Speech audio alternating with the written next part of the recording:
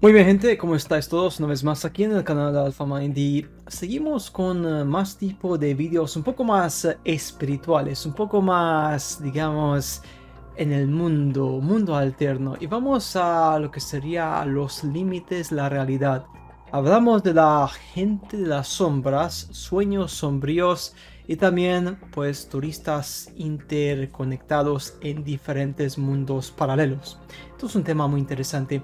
Y todo esto se amplificó hasta mucho más en los últimos 3 años, 2 o 3 años, lo que sería desde finales de 2019, que es muy interesante. Veréis, después de este tiempo, en el mundo entero estuvo marcado lo que sería pues finales de 2019, 2020, principios, por una marcada aparición de una serie de fenómenos bastante inusuales, los que no hay ninguna explicación.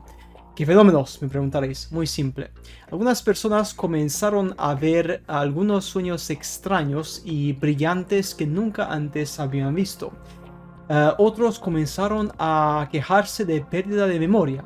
Otros comenzaron a comportarse de alguna manera inapropiada mientras conducían. Otros cayeron en el nudismo extremo, desnudos por las calles. O sea, cosas muy raras, muy fuerte. Otro problema también es lo siguiente: la gente comenzó a ver también cosas extrañas en el borde del campo de su visión, que es un tema muy controvertido. Algunas formas borrosas, como podrían ser sombras, que a veces solo mostraban algún tipo de movimiento muy sutil. Que esto es muy interesante, ¿eh? Muy interesante. Los investigadores llevaron este problema al público por primera vez lo que sería a mediados de 1960, ¿de acuerdo?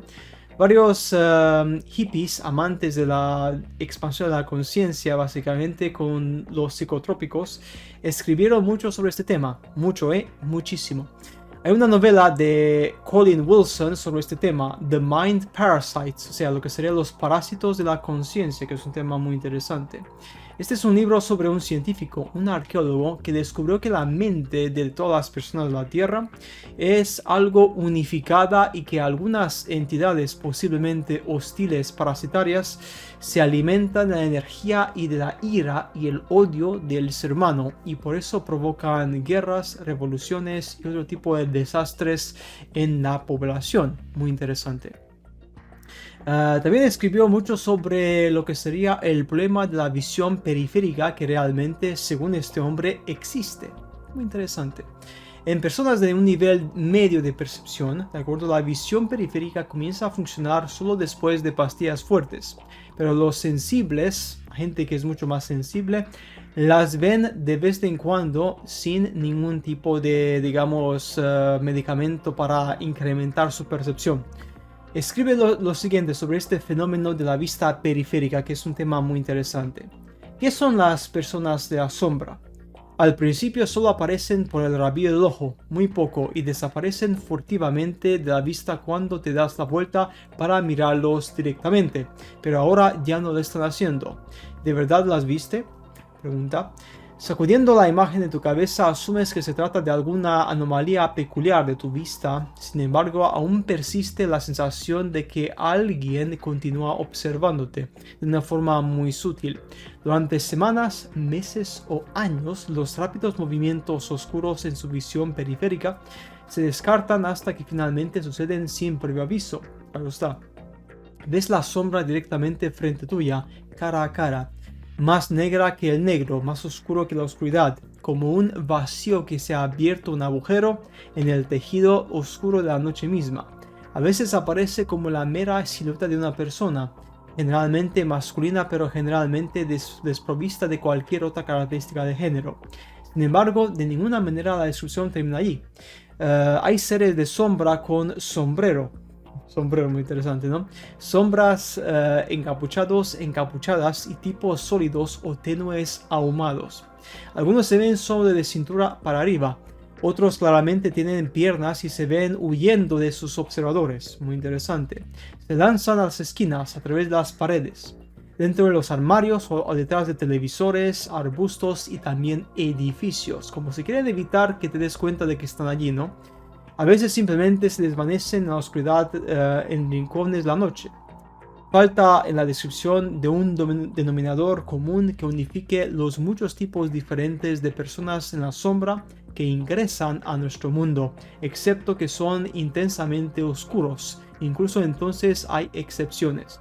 ¿Cuál es el propósito? Una pregunta muy importante. La respuesta dice lo siguiente este hombre en su libro. Una cosa es segura, la personalidad y las intenciones de la gente de la sombra son tan variadas como cualquiera de los 6.000 millones de personas que apueblan este planeta. Muy interesante.